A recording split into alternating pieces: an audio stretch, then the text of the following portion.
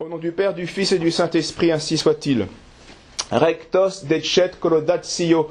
Ce sont ces mots du psaume que nous venons de chanter dans l'introïte de la fête du Sacré-Cœur, qui se traduisent par rectos, au cœur droit, decet, il convient, colodatio, de louer Dieu comme cela lui est dû.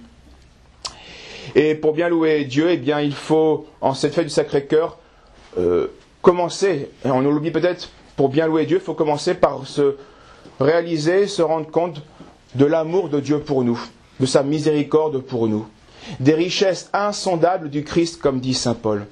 Et c'est la première chose qu'il faudrait faire, que nous oublions, et qui nous mettrait tout de suite dans la disposition d'adoration et de vraie louange. Réaliser l'immensité de l'amour de Dieu pour nous. Et c'est ainsi bien que l'homme intérieur pourra grandir dans nos cœurs par la foi, comme le demande là encore saint Paul. Donc connaître cet amour qui dépasse toute science, toute connaissance.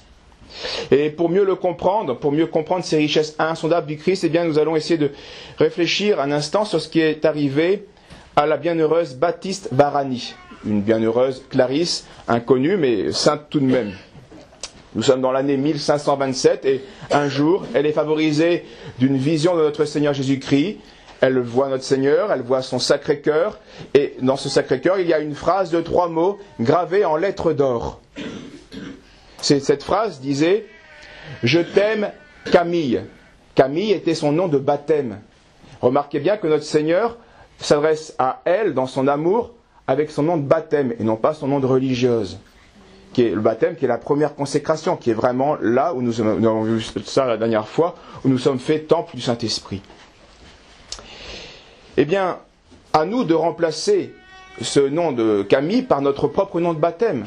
Ce que notre Seigneur a dit à cette religieuse qui s'appelait Baptiste Barani, eh bien, est vrai de n'importe quel autre chrétien baptisé, consacré. Nous pouvons remplacer donc ce prénom par notre propre prénom de baptême. Si nous ne sommes pas convaincus par cette incroyable anecdote, eh bien, voyons ce que dit le psaume 146-147 dans l'Ancien Testament. Il est simplement dit cette phrase, donc Dieu compte le nombre des étoiles et il les appelle toutes par leur nom.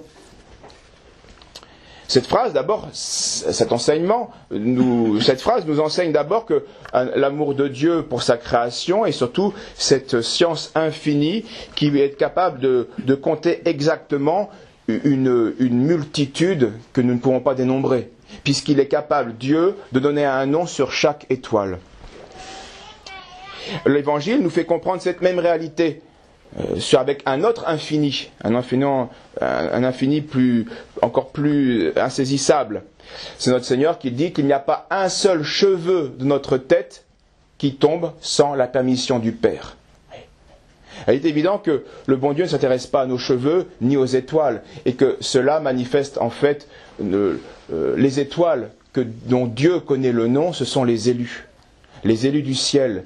Et ces élus-là, eh bien, il y a une providence infinie qui veille sur eux, au point que pas un seul cheveu ne tombe de leur tête sans la permission du Père.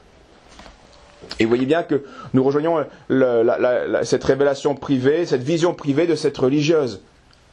Dieu nous connaît par notre nom, par notre prénom. Et il nous connaît avec une attention au point que pas un seul cheveu ne tombe dans notre tête. Vous voyez les insondables richesses du Christ. À ceux qui ne seraient pas encore convaincus de cela, eh bien, laissons l'Ancien Testament et voyons ce que dit le Nouveau Testament. Notre Seigneur dit « Je suis le bon pasteur qui appelle par leur nom les brebis ». Même idée. Il connaît, comme un vrai bon pasteur, comme un pasteur connaît bien son troupeau, et chaque bête a un nom. Eh bien, chaque brebis du troupeau a son nom, et Dieu le connaît, puisque cela vient de Dieu. Bref, voilà donc qui est clair, voilà des vérités qui nous permettent de comprendre l'amour du Christ pour nous. Mais attention, ce ne sont pas la sublimité de ces pensées, de ces réalités, ou la grandeur que nous pourrions exprimer par ces pensées, qui vont vraiment plaire à Dieu, mais ce sera le zèle d'un cœur pur. Rectos decet colodatio. C'est le cœur droit qui doit louer Dieu. Il faut commencer par réaliser ce que Dieu fait, mais ensuite il faut louer droitement Dieu. Car dans le même évangile, notre Seigneur dit, ce n'est pas celui qui n'entre pas par la porte, donc c'est ce qui est le Christ, la porte c'est le Christ, de la bergerie, eh bien est un voleur, un larron. Il ne suffit pas de savoir où est la bergerie, il faut y rentrer par la porte. Saint Augustin fait ce commentaire après avoir cité cette phrase. Quand les païens, les juifs, les hérétiques disent « Notre vie est bonne », ce que nous entendons souvent, je vis bien, voilà. je fais de mal à personne, ma vie est bonne.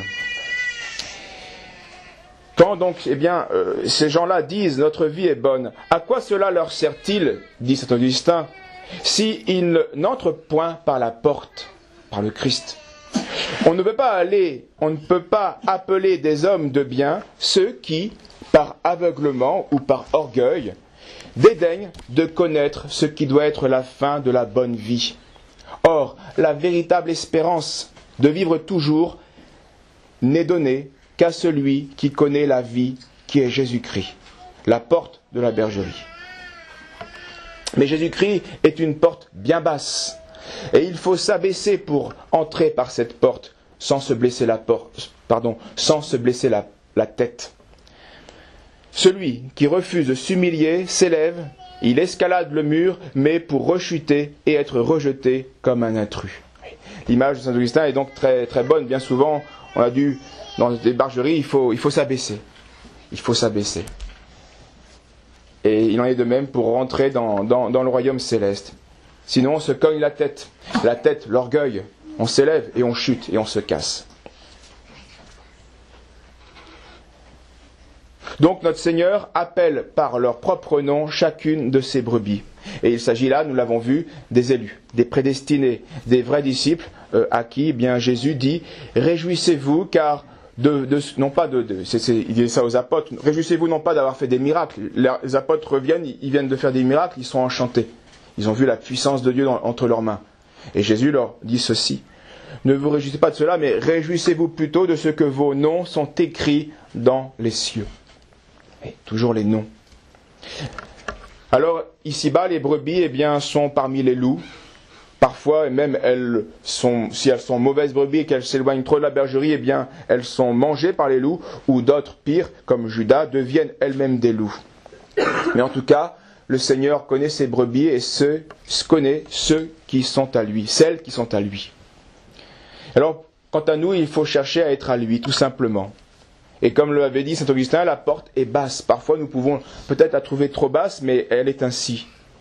C'est Dieu qui est droit, et c'est nous qui sommes plutôt tordus.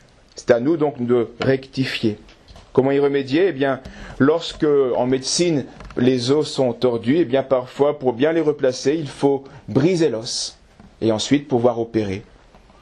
Et c'est seulement là qu'il y aura véritable guérison. C'est le seul moyen, pour nous aussi, il faut briser la volonté. C'est une image, mais qui a sa réalité. Il faut briser, plier notre volonté à celle de Dieu, car Dieu est droit et nous tordus. Lorsqu'un bois est tordu, il doit être brisé pour adhérer à un sol droit. C'est ainsi. Alors, la porte est basse, nous le savons, mais c'est la porte. Il faut donc s'humilier. Il faut redresser donc nos cœurs, briser nos volontés en confessant d'abord l'amour de Dieu, en confessant nos péchés et en confessant nos fautes et en châtiant nos péchés. C'est ainsi que l'on brise nos volontés. On rectifie nos volontés, autant qu'elles ont besoin d'être. Alors, en cette fête du Sacré-Cœur, évitons les deux erreurs très courantes qui empêchent le salut. Les uns vont être oisifs, comme si Dieu devait les sauver sans eux, alors qu'il leur revient de s'exercer au combat, de rendre droit à ce qui est tortueux. C'est tout un combat de toute une vie. Donc certains sont oisifs et attendent tout de Dieu et ne font rien. Et cela, bien sûr, est un obstacle au salut. Les autres, eux, font beaucoup de bien, mais en croyant que ce sont leurs efforts qui vont les sauver. En croyant que le bien qu'ils font vient d'eux-mêmes. Et ceux-là aussi n'ont pas un cœur droit, car il faut rendre à Dieu ce qui est à Dieu, et tout est à Dieu. Tout est grâce dans les élus. Alors veillons à acquérir tous ces mérites et surtout soyons bien persuadés que c'est la grâce de Dieu qui nous donne tout cela, que Dieu nous connaît, que Dieu nous a aimés au point de veiller sur nous, au point que pas un seul cheveu de notre tête ne tombera sans sa permission. Au nom du Père, du Fils et du Saint-Esprit, ainsi soit-il.